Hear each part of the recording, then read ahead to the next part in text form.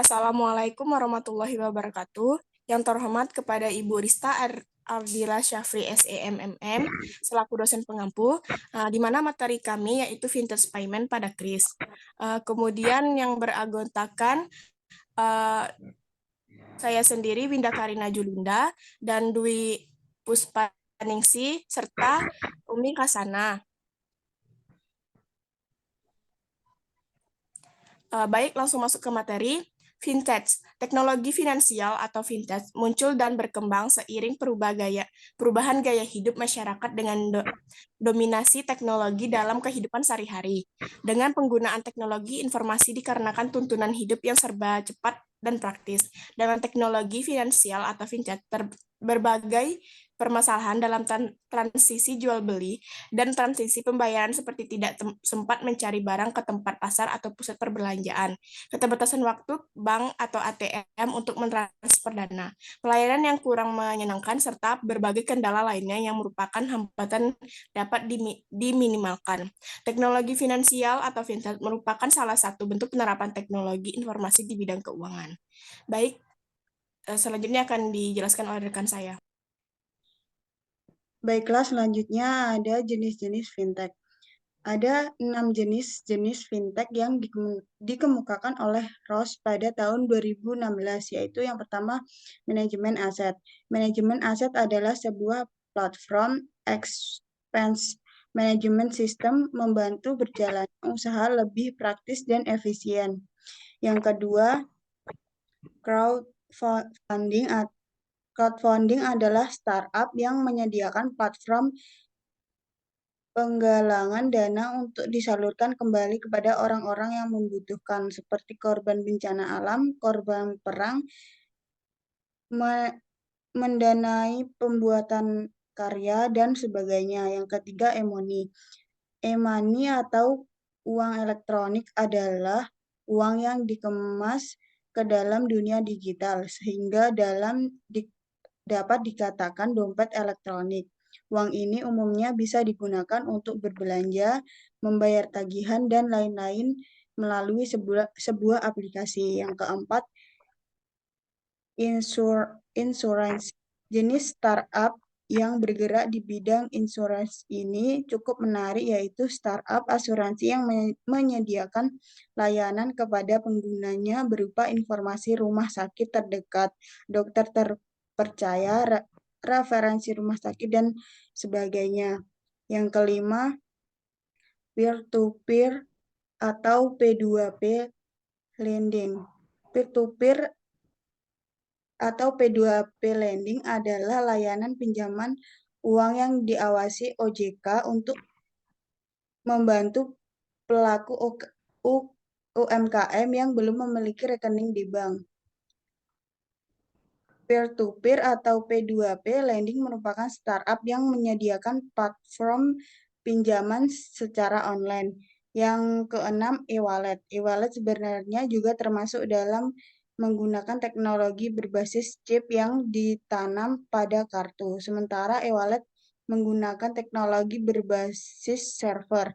Penggunaan e-wallet saat ini lebih banyak untuk berbelanja online, belanja di gerai retail offline, pembelian pulsa telepon, token listrik, tagihan BPJS, tagihan TV berbayar, dan sebagainya.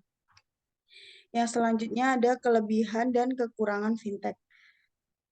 Kelebihan dan kekurangan fintech ini terbagi menjadi dua. Yang pertama, menurut otoritas OJK Keuangan, kelebihan dari fintech adalah yang pertama, melayani masyarakat Indonesia yang belum dapat dilayani oleh industri keuangan tradisional dikarenakan ketatnya peraturan perbankan dan adanya keterbatasan industri perbankan tradisional dalam melayani masyarakat di daerah tertentu. Yang kedua, menjadi alternatif pendanaan selain jasa industri keuangan tradisional, di mana masyarakat memerlukan alternatif pembiayaan yang lebih demokratis dan transparan. Yang selanjutnya, kekurangan dari fintech adalah diantaranya yang pertama, fintech merupakan pihak yang tidak memiliki lisensi untuk memindahkan dana dan kurang mapan dalam menjalankan usahanya dengan modal yang besar jika dibandingkan dengan bank. Yang kedua, adanya sebagian perusahaan fintech belum memiliki kantor fisik dan kurangnya pengalaman dalam menjalankan prosedur terkait sistem keamanan dan integritas produknya. Yang selanjutnya ada penerapan QRIS pada fintech. QRIS merupakan satu-satunya standar QR Code pembayaran untuk sistem di Indonesia yang dikembangkan oleh Bank Indonesia dengan Asosiasi Sistem Pembayaran Indonesia atau ASPI, di mana untuk semua merchant hanya membutuhkan satu barcode untuk semua transaksi melalui aplikasi pembayaran e-money. QRIS merupakan model pertukaran tercanggih terbaru setelah penggunaan QR Code yang telah umum digunakan oleh para financial entertainer. Salah satu alasan pengiriman saluran angsuran berkomputerisasi ini adalah karena banyak dealer telah memberikan QR Code dari berbagai distributor untuk melalui pertukaran non-tunai atau cashless security. Ed Purnomo pada tahun 2016. Peluncuran QRIS bertujuan untuk membuat lebih mudah dalam melakukan transaksi pembayaran digital hingga menyebabkan sistem dalam pembayaran menjadi lancar dan menyebabkan percepatan inklusi digital. Selanjutnya akan dilanjutkan oleh teman saya. Baik, selanjutnya yaitu ada manfaat dari aplikasi QRIS. Yang pertama yaitu ada transaksi menjadi lebih efektif dan efisien sehingga dapat memangkas waktu antrian. Yang kedua, QRIS dapat diterima oleh seluruh e-wallet dari berbagai metode pembayaran dengan maksimal pembayaran. Yang ketiga, penyedia aplikasi pembayaran dapat menetapkan batas nominal kumulatif harian atau bulanan atas transaksi QRIS yang dilakukan oleh setiap pengguna QRIS ditetapkan sesuai mitigasi risiko pengguna. Next. Selanjutnya itu ada analisis dari QRIS sebagai vintage. Berdasarkan analisis terhadap perusahaan QRIS, terdapat beberapa faktor yang mendorong pertumbuhan pusat layanan ini di Indonesia. Yang pertama yaitu ada adopsi digital yang semakin meningkat. Yang kedua, kebijakan pemerintah yang mendukung. Dan yang terakhir, kerjasama antar lembaga. Next.